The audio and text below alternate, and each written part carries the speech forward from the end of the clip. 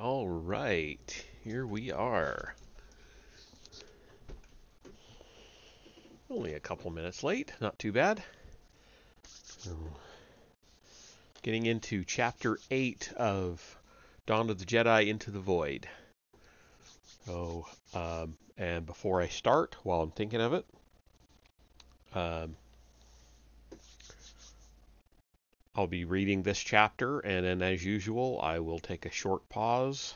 I'll actually end the stream and come back at 8 for my Chernobylite stream. So, come back if that's what you're interested in. All right. So, Chapter 8, The Memory of Pain. Starting off with our usual uh, quote from a Jedi Master. Uh, a Jedi needs nothing but confidence and comfort in the Force.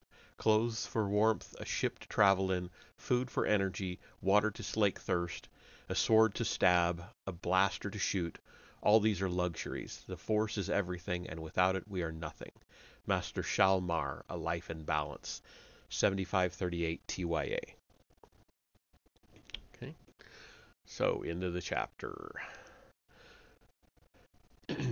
Lana relaxed in her reclined flight seat.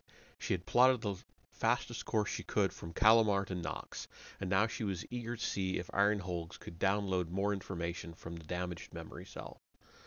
Nox was a big planet, and if it's almost 90 domed and of its almost 90 domed manufacturing cities, almost half might conceivably be capable of taking on a commission for the GRE device. Lannery had no doubt that the specific expertise required would reduce that number to a mere 2 or 3, but as yet she had no real idea what that ancient technology might entail. She was flying blind into a storm, but that was the only direction to take. She'd contacted Master Dampol and told her of the situation. The Jedi Master had promised that she could instruct those few Jedi currently on Nox to monitor incoming off-planet traffic, but it was a notoriously renegade planet, and the majority of travel to and from Nox was unregistered. Finding Dal and the Stargazer's ship would be like finding a particular pebble on a beach, especially considering Lannery still had no clue what type of ship they might be flying. Dampol had asked if Trey was still with her, and Lannery had nodded. The resulting silence had been loaded, but the Twi'lek had not moved from Lannery's cot to speak to the Jedi Master, and Dampol had nodded and then signed off. Lannery stared at the stars and stroked the scarred mass on the back of her left hand. She still remembered the day Dal had given her that, the beginning of the end. "So you actually live in this thing?" Trey-sana asked. "It's my ship, yes. It's a bit bland. Not much of a home. Don't you get claustrophobic?" With this view, Lannery hadn't even raised the back of the flight seat. But perhaps Trey was growing bored, and confrontation would pass the time. "I never did like space travel. Always makes me feel sick. We weren't built to travel through space. However well shielded a ship is, I'm not convinced I don't get baked by radiation every time I leave the atmosphere. Your grav unit's configured wrong, too. I feel twice my usual weight, and that's making me feel even sicker." Lannery raised and turned her flight seat, smiling. "Is that all?" "No, it stinks in here. I know you're probably used to it, but electrics and grease and the smell of you, and let's face it, your ship is small. You sit where you sleep when you eat, and that refresher, I have to tell you, Jedi, I've been in some of the seediest taverns in the worst of the 9 houses on Shikakwa, and even they had better amenities than you. How can you wash in recycled water? Where's the shower?" His face fell as if he had just recognized a terrible truth. "And what do you eat?" "Ah," Lannery said. "Food. Good idea." She stood and entered the living area, opening a small cupboard set in one wall. As she did so, she nudged the droid where it worked at a drop-down bench. "Anything yet, Ironholgs?" The droid did not even reply. It was tweaking and adjusting a delicate arrangement of wires and chips on the broken end of the memory cell, and it paused briefly as if disturbed, then continued. "I'll take that as a no," Lannery said. "Now then, Trey. Here, take your choice." She threw a handful of packets across her cot, several of them landing on Trey's legs. "What's this?" "Dried food. What do you think, I'm hiding a hydroponic pod somewhere at the back of the ship?" Trey picked up a silvery packet and looked at it in disgust. His face wrinkled, Laku drawing back as if from something poisonous. "You eat this stuff?" "Hot water, some salt. Some of it can be pretty good. Although you've got dangbat stir there. Got to admit, that's not the best." "How long do you spend in this thing?" Trey asked, looking around, feigning disbelief. Lannery was starting to get annoyed. She hadn't really wanted him along, didn't trust him, especially since she'd seen the true, harder Trey behind the quips and false face he displayed. But she was stuck with him now, and he with her. Civility didn't cost much. "Once I was in deep space for over 200 days, tracking a Special Forces cell from Krevkur. Gone mercenary." 200? Trey shook his head in despair. "I don't need what you need," Lannery said. She slipped a food packet into a metal pocket behind the cupboard hatch and charged it with hot water. Delicious smells filled the cabin, soon whisked away by the climate conditioner. I know what Dampole's promised you, and I'm sure you'll get it, but vast estates don't interest me. Fast ships, great wealth, prominence, standing in the community, overflowing credit accounts on a dozen worlds. She took the packet and started eating. Men, adoration, even respect. I don't need any of that. Trey laughed. Then you're... Because I know there's more to life, she said, cutting him off. She was tired of his inanities and angry that he could be so superficial. In the face of everything she knew and all that he must know, such shallowness offended her. There's the Force. It binds and holds us and makes everything precious to me. It's our reason for being. There is no ignorance, there is knowledge, and that's much more precious than fine foods or somewhere comfortable to wash. You sound like one of the clans on Calamar, praying to one of their sprash gods. Difference being, I know the Force exists. Tresana smiled and nodded, never taking his eyes from hers. It was a strange moment. Dampole had made him unreadable, and Lannery wondered why the Jedi Master had employed such a dangerous man, or perhaps what she'd done to him that had made him this way. But there's not always balance, is there, Jedi? He asked as if he knew everything. Eat, she said. It's really not that bad. She turned her back on him again, sat in her cockpit seat, and thought of those experiments she had put on hold. There was darkness there if she did not use caution.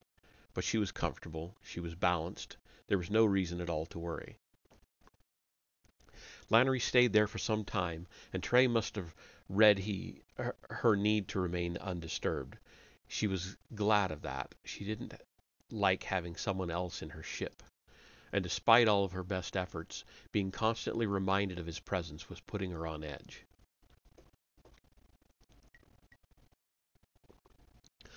Ashla and Bogan were out of sight, along with Tython, 160 million kilometers away on the other side of Tythos. Yet she felt their pull and presence, as did every Jedi wherever they might be in the system. Ashla was light and Bogan dark, and they tugged at her with a comforting gravity, as if she were suspended at the most perfect balance point between the moons, influenced by both yet pulled in neither direction. It had not always been like this.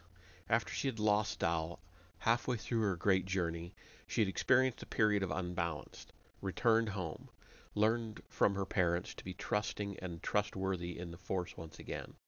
It had been nowhere near serious enough to warrant exile, but it had troubled her greatly then, and still did now. And Dampole had warned that her experiments had the potential to upset the balance once more. The alchemy of flesh, genetic manipulation of cells that, though seeded from her own body, had a life of their own, held such dangers. But Lannery could not help playing to her strengths. Ignoring them would be like trying to deny the Force itself, and she had already seen the results of that. Death, she had believed. But now in Dal, maybe something worse, a terrible kind of madness. Perhaps at some point during this mission she might find cause to return to her studies. Greenwood Station, Lannery said. The stargazers were communicating with someone there. That's not good. It's not? Trey asked. Lannery looked at the partial communications Iron Holgs had managed to extract from the damaged memory cell.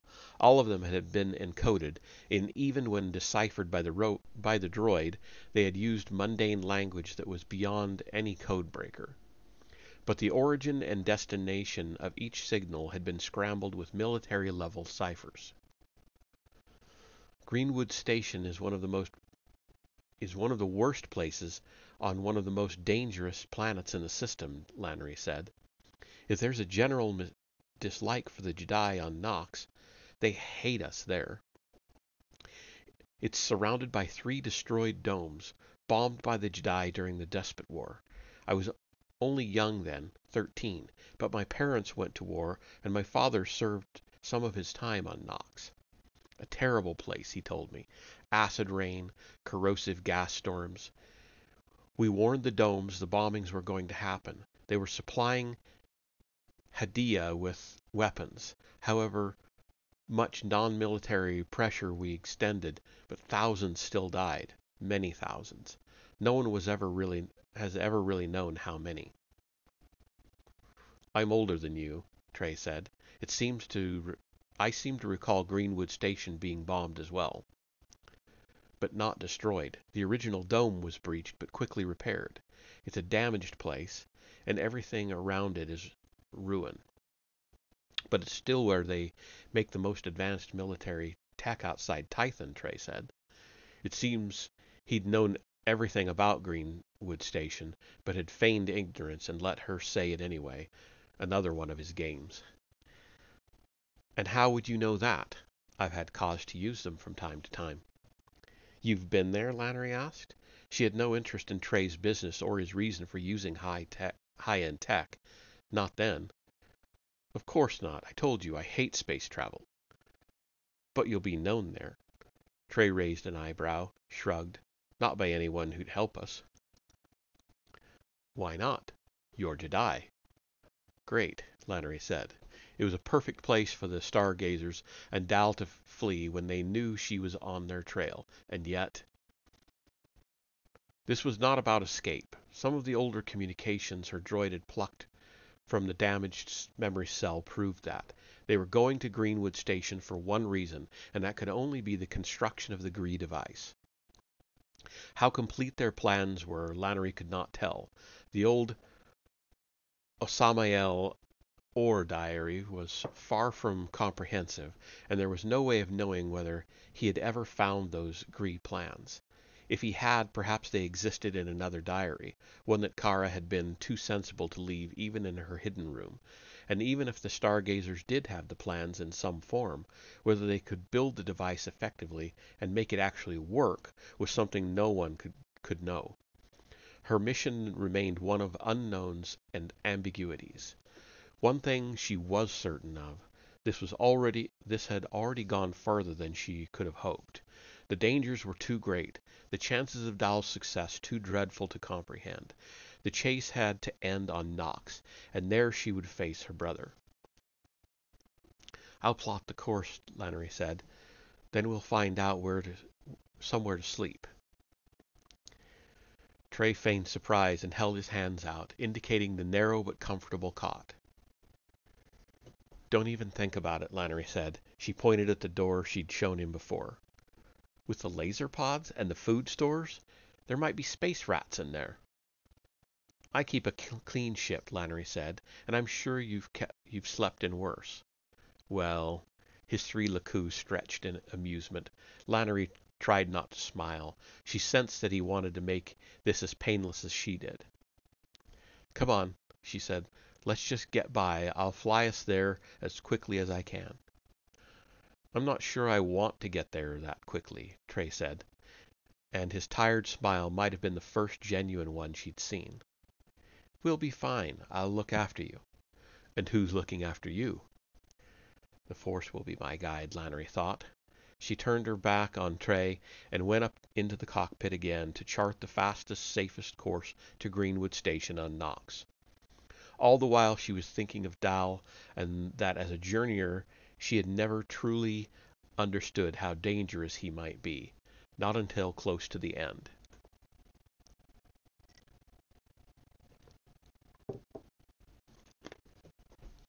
Even though Master Kinnaid is adept at healing, Lannery's arm and hand still hurt. It will for some time, Kinnaid told her. I can fix the damage, but the scarring will remain, and the memory of pain is stronger than you think. The memory of pain means that she can barely sit still, even in Temple Master Laha-Mi's chambers.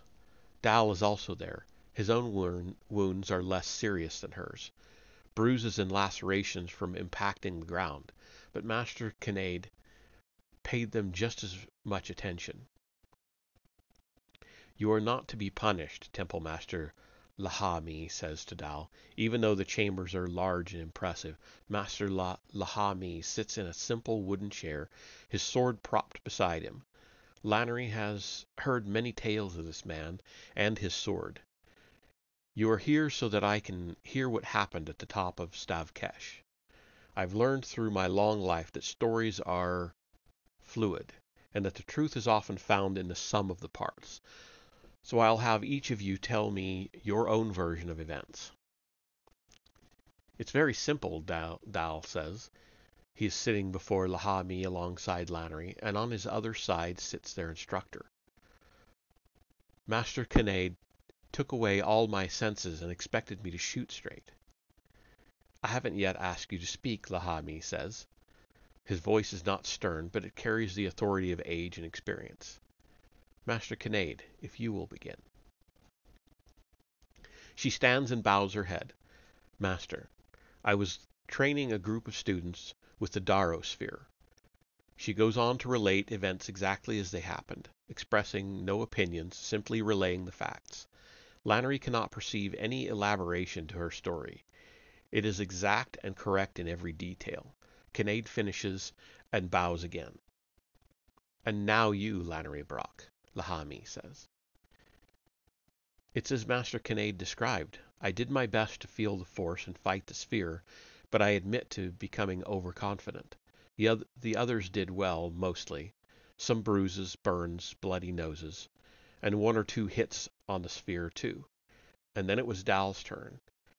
He moved well, and at first I thought he was seeking the force, and I felt proud, pleased for him. But then the sphere took him down easily, and he pulled his blaster. He got off several shots before Master Kinnaid stopped him. She flung me to the ground and almost broke my arm, Dal says. I almost went over the parapet. Lahami does not even look at Dal. He is still staring at Lannery, his old eyes almost closed as he listens and thinks. And your thoughts when one of those blaster shots passes close to your arm? I was frightened for Dal, Lannery says. Because of what Master Kinnaid might do to him? No, because of his own loss of control. And now your version of events, Dalian Brock. Dal sighs deeply, an almost petulant breath, but Lannery can sense his fear. Go on, Dal, she says. He glances sharply at her. Then his gaze shifts to her bandaged arm and hand, and he looks wretched. I tried, he says. I tried to find the force. He's lying, Lannery thinks. I know him so well I can hear it in his voice. I tried my best, and when the sphere hit me, I went for my blaster, tried to follow the force, shoot where it told me. He shrugs. It didn't work. I'm sorry, Lannery. Every scar tells a story, she says, repeating something their father once told them. Temple Master Lahami nods. It's fortunate that no one was killed. Master Kinnaid is adept at healing, and I consider myself lucky that she chose Stavkesh instead of Maharakesh. She can mend flesh wounds and knit bones given time, but no Jedi can defeat death. Your actions were foolish, Dalian. Led by impetuousness, not guided by the Force. I put that down to youth's enthusiasm. Perhaps some more traditional weapons training might be in order for the next few days, Master Kinnaid. Just what I had in mind, Kinnaid says. She stands as if at a silent signal and motions Lannery and Dal to stand too. Stay with me, Lannery, Lahami says. The other two leave, and then Lannery is alone with the Temple Master. He is old and strong, but not intimidating. There's a kindliness to him that makes her feel comfortable, and she can sense his concern. Your brother, he says, and then he says no more. A question. He's trying, Lannery says. He knows what our great journey is for, and he's doing his best. No, Lahami says. I fear he has already given up. For some, the Force is never comfortable or easy to find balance within. No, she says, standing before the Temple Master. He remains seated and composed. Our parents are Jedi, and we will be also. You already are, Lannery. I sense a great future for you. You're strong, sensible, mature, and you have... He held out his hand, tilted it left and right. Balance, give or take. But your brother is different. He carries a darkness within him, and his shunning of the Force makes it too dark to penetrate, too deep for me to plumb. There may still be a way back for him, but you have to realize how dangerous he might be. You have to be careful. I made a promise to our parents. He's my brother. I love him, and I'll save him. Sometimes love is not enough, Lahami. Lahami rises and takes her hand, and he speaks no more. But she feels a touch on her mind, brief but potent, that shows her a blink of what Dal had been thinking in the Temple Master chambers. Deep, dark thoughts. Oh, not so bad. That was the whole chapter. Let me see how long chapter 9 is here real quick. If it looks like it's going to be too long, I will not start it.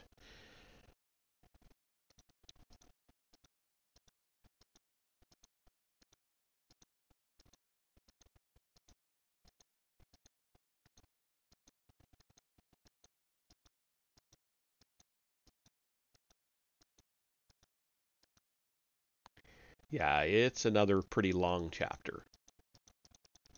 So I'm not going to get into that because I don't want to stop in the middle of the chapter. So we will end there and take a break until the 8 o'clock stream, starting into the next part of Chernobylite. So we'll see you then.